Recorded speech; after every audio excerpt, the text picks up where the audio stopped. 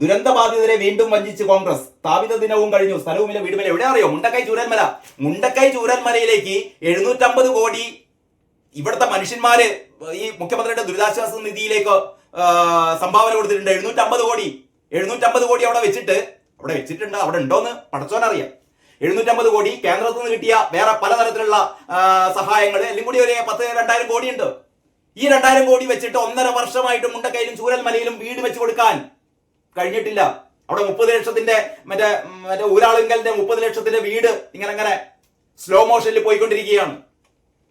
ഇത് കാത്തിരിക്കുന്ന എന്തിനാണെന്നറിയോ? അതായത് അടുത്ത നിയമസഭാ തെരഞ്ഞെടുപ്പിന്റെ 2 ആഴ്ച മുമ്പായിരിക്കും ഇതിന്റെ ഉദ്ഘാടന മഹാമഹം. എന്നിട്ട് പ്രഖ്യാപിക്കും, ഇതാ ചൂരൽമലയിലേക്ക് ഞങ്ങൾ ഇതാ വീട് വെച്ച് കൊടുത്തിരിക്കുന്നത്. നിങ്ങളല്ലടോ, പിണറായിന്റെ തറവാട്ടൊന്നും കൊണ്ടൊന്നും കണ്ട് വെച്ചു കൊടുക്കല്ല. ഇവിടത്തെ ജനങ്ങളാണ് കൈയഴിച്ച് സംഭാവന നൽകിയത്. അതാണ് 750 കോടി.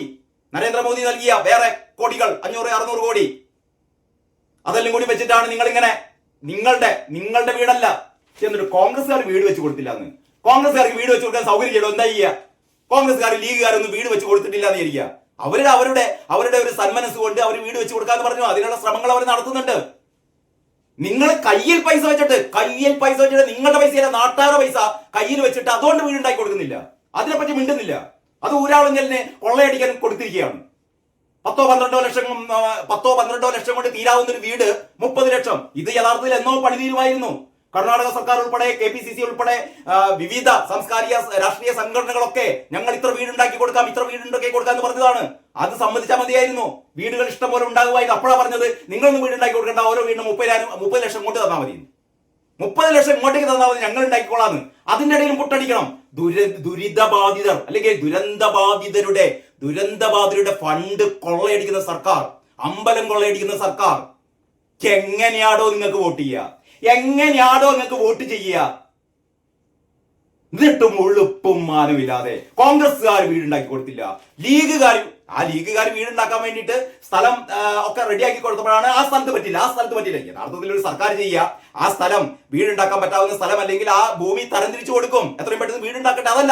അതെങ്ങനെങ്കിലും കുത്തിത്തിരിപ്പിട്ടാക്കുക എന്ന് പറഞ്ഞാൽ ഇത് തിന്നൂല്ല തീറ്റിക്കൂല്ല എന്നൊക്കെ നമ്മൾ പറയില്ലേ? തിന്നൂല്ല തീറ്റിക്കൂല്ല. അമ്മാതിരി ജനവിരുദ്ധ സർക്കാർ എന്ന് പറഞ്ഞാൽ, ജനവിരുദ്ധ നടപടികൾ എന്ന് പറഞ്ഞാൽ ഇത് മാത്രമേ ഉള്ളൂ. ഒറ്റ കാര്യം മാത്രമേ ഉള്ളൂ. പിണറായി വിജയന്റെ കുടുംബത്തിനും സമ്പത്തുകൾ ഇങ്ങനെ കൂട്ടണം. ഇത് താഴെ തട്ടിലേക്ക് വരെ, ബ്രാഞ്ച് കമ്മിറ്റി വരെ CPM-ന്റെ സഖാക്കന്മാർക്ക് പുട്ടടിക്കാനുള്ള ഒരു മാർഗം. അത്രയേ ഉള്ളൂ. അതല്ലാതെ ഒരു ജനപക്ഷവും ഇല്ല, ഒരു തൊഴിലാളി വർഗവും ഇല്ല. ഒക്കെ മണ്ണാങ്കട്ട. അതൊന്നുമല്ല. ഇതൊക്കെ ജനങ്ങൾ മനസ്സിലാക്കിയപ്പോഴാണ് ജനങ്ങൾ തിരിച്ചു കുത്താൻ തുടങ്ങിയത്. തദ്ദേശ സ്വയംഭരണ സ്ഥാപനങ്ങളിലേക്കുള്ള തിരഞ്ഞെടുപ്പിൽ ഏത് പാർട്ടി ജയിക്കുന്നോ ആ പാർട്ടി തന്നെയായിരിക്കും അടുത്ത നിയമസഭാ ഇലക്ഷനിലും ജയിക്കുക എന്നുള്ളത് കേരളത്തിന് ചരിത്രമാണ്. ഇന്നോളം അത് തെറ്റിയിട്ടില്ല. അത് തന്നെയാണ് അടുത്ത വർഷം ഭരിക്കാൻ പോകുന്നത്. പക്ഷെ കൂടെ ആരുണ്ടാകും? BJP. നല്ല രീതിയിലുള്ള പ്രവർത്തനം BJP നടത്തുന്നുണ്ട്. ഇന്നത്തെ മലയാള മനോരമയിൽ ആ വാർത്തയിൽ ഞാൻ അത് കാണിക്കാം അടുത്ത വീഡിയോയിൽ കേട്ടോ. അപ്പൊ ഏതായാലും ഇങ്ങനെയൊക്കെയാണ് ദേശാഭിമാനിയുടെ നുണക്കൊട്ടാരം. അപ്പൊ ബാക്കി നമുക്ക് അടുത്ത വീഡിയോയിൽ. അതുവരെ എല്ലാവർക്കും നന്ദി, നമസ്കാരം.